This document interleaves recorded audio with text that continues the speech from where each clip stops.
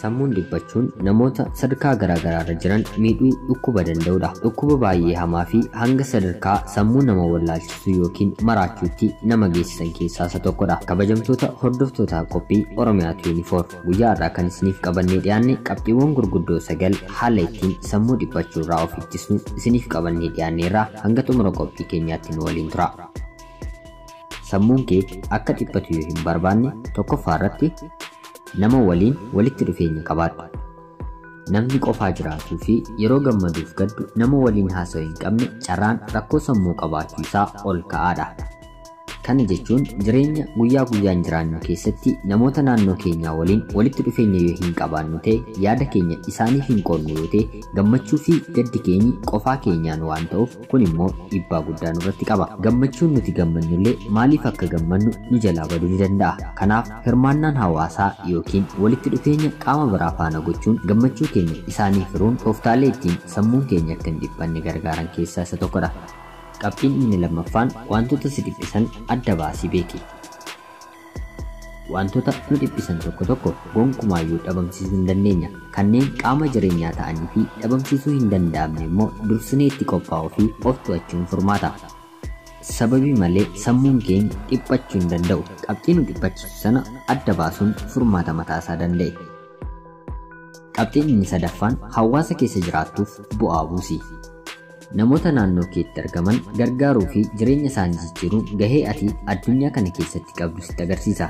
Jijjiiramuu, gargaaramuu fi fayyadamuu ollaa keetti hawaasa keetiif sababa yoo taatu ofii keetiin gammadda. Kun immoo gammachuu mataasaa danda'e sammuu kee keessatti uumuudhaan akka ati gonkumaa hin dhiphanne si godha. Kanaaf hawaasa keessa jiraattu xiqqaafis guddaafis hanga dandeettii kee bu'aa buusiif. Qabxiin inni arfaffaan fedhii kee namoota muraasatti maddu kan isaanis dhaggeeffadhu. Kunis namoonni fedhii siin wal fakkaataa qaban akka jiran sitti agarsiisuudhaan qaama hawaasaa akka taate siif mirkaneessa. Namoonni akka keetii akka jiran siif mul'isa. Qaama hawaasaa ta'uun ammoo dhiphina sammuu hedduu namarraatiin ittisa. Qabxiin inni shanaffaan boqodhu.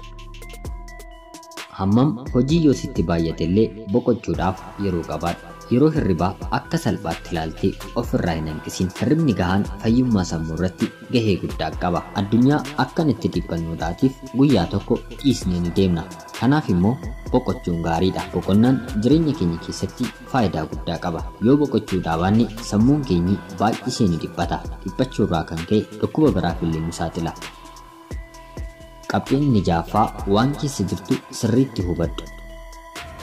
Yeroo baay'ee namoonni dogongora yeroo darbe yaaduu fi rakkoo fuulduratti itti dhufutti yaadda'u malee waan amma kana keessa jiran hin yaadatan. Waa'ee guyyaa har'aa keessa oolle, waa'ee aduu har'a baatee dhiitee, waa'ee waan har'a hojjechaa oolle yoo yaadne miidhama keenya nuuf hir'isa. Akka carraa ta'ee wanti har'a nu mudate sammuun keenyi akka dhiphatuuf sababii kan ta'edha ta'a. Kanaaf immoo waan keessa jiru sirriitti yaadachuun murteessaadha. Qabxiin inni torbaffaan fayyummaa qaama keetiif of eeggadhu. Rakkoon sammuu fi stresiin yeroo baay'ee walitti hidhata qaba. Kanaaf ispoortii hojjechuu, nyaata sirriitti nyaachuu, muuziqaa jaallattu dhaggeeffachuu fi waliin shubbisuu haga dandeessetti fayyummaa qaama keetii eeggachuun sammuu kee nagaa taasisa. Qabxiin inni 8ffaan waan haaraa hojjechuu yookiin baruu yaaluu. Jireenya kee keessatti yoo waan haaraa bartu yookaan hojjettu jireenyi kee irra deddeebitee si nuffisisu. Miirri fiixa ba'umsaa, moo'ichaa, gammachuu fi ofitti amanamummaa waan haaraa baruu keessa ni argamu.